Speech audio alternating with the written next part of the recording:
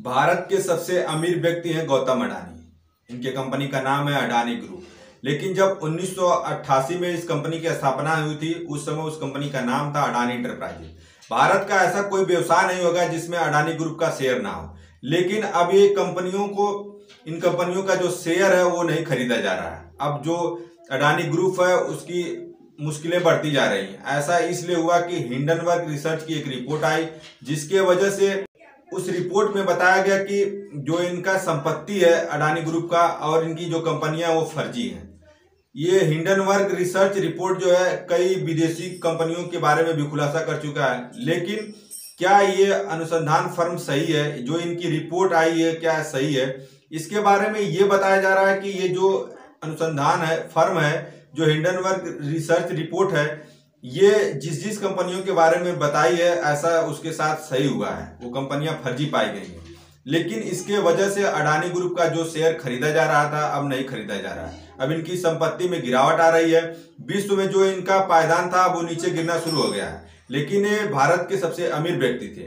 अब कयास ये लगाया जा रहा है कि जो अडानी ग्रुप एसबीआई और एलआईसी से लोन लिया था, क्या अब उसको चुकता कर पाएगा कि नहीं कर पाएगा। लेकिन एसबीआई और एलआईसी की तरफ से कहा गया है कि जो निवेशक हैं वो घबराए नहीं, उनका पूरा ये जो एसबीआई और एलआईसी अब बंद नहीं होने वाला है।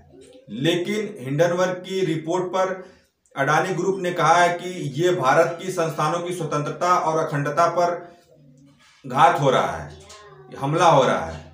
ऐसा नहीं होना चाहिए, अखंड भारत पर हमला हो रहा है। लेकिन जानने वाली बात यह है कि अगर आम आदमी किसी बैंक में लोन लेने जाता है तो उसको आसानी से लोन नहीं मिल पाता है और बैंक मैनेजरों के द्वारा तमाम प्रक्रिया कराई जाती है और परेशान किया जाता है। लेकिन जो बड़े बड़े बिजनेसमैन हैं उनको आसानी से लोन मिल जा रहा है। क्या आपको लगता है कि अगर अडानी ग्रुप लोन नहीं भरेगा तो उसके साथ क्या होगा? आप माल्या की देखे होंगे और माल्या के बारे में सुने होंगे। उसके द्वारा करोड़ों रुपए का चपेट लगाकर विदेश में आराम से बैठा हुआ है। उसी तरह नीरव मोदी, मेहुल चोकसी ऐसे करोड़ों पैसा लेकर भारत से फरार हो गए, लेकिन सरकार कुछ नहीं कर पाई। तो सरकार को इस पर भी ध्यान देना चाहिए कि जो लोन हम दे रहे हैं क्या वो कंपनियां फर्जी हैं, क्या अच्छे तरीके से काम नहीं कर रही हैं। बात इसकी एलआईसी और एसबीआई की इसलिए किया जा रहा है कि जो स्टेट बैंक ऑफ इंडिया और life insurance corporation of India है, ये दोनों संस्थानों में लोग विश्वास के वजह से पैसा लगाते हैं, अपना पैसा डालते हैं इसमें। अगर उनका पैसा डूब जाएगा तो फिर वो कहाँ जाएंगे।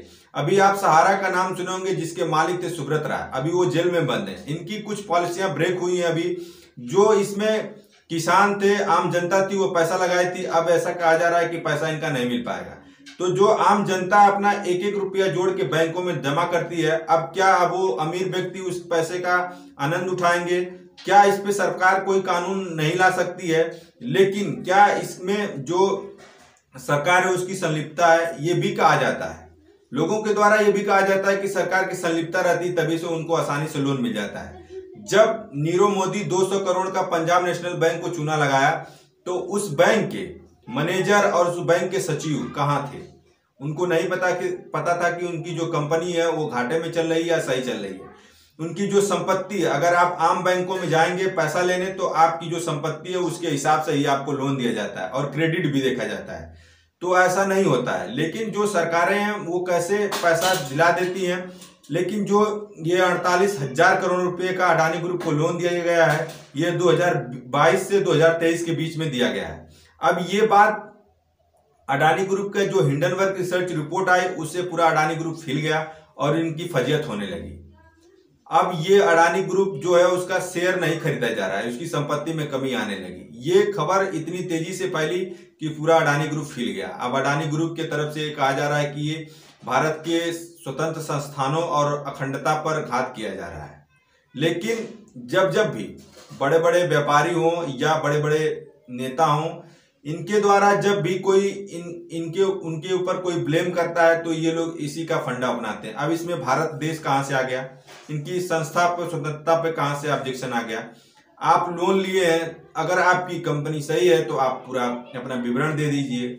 आपकी कंपनी फ्रॉड नहीं तो आप हिंडनबर्ग को चैलेंज कर सकते हैं, उसके कोर्ट में आप जाके अपील दायर कर सकते हैं। सब कानून प्रक्रिया बनी हुई है। इसमें कितनी सच्चाई है, ये तो हिंडनबर्ग की रिपोर्ट जो विदेशों में कई कंपनियों जैसे चाइना हो गया, तमाम ऐसी कुछ कंपनियां हैं जिनके बारे में हिंडनबर्ग ने रिपोर्ट जारी की थी और धोखाधड़ी और फर्जीवाड़ों के बारे में बताया था। इस खबर के बारे में आप क्या सोचते हैं और आम जनता को आसानी से लोन मिलता है कि नहीं मिलता है, कमेंट बॉक्स में लिखिएगा। इस खबर के बारे में आप क्या सोचते हैं, अडानी ग्रुप के बारे में आप क्या सोचते हैं और भारत देश के बारे में आप क्या सोचते हैं, कमेंट बॉक्स में लिखिएगा। अगर आप फेसबुक पेज पर देख रहे हैं तो पेज को फॉलो कर लीजिए, अगर आप यूट्यूब चैनल पर देख रहे हैं तो चैनल को सब्सक्राइब कर लीजिए। जय हिंद।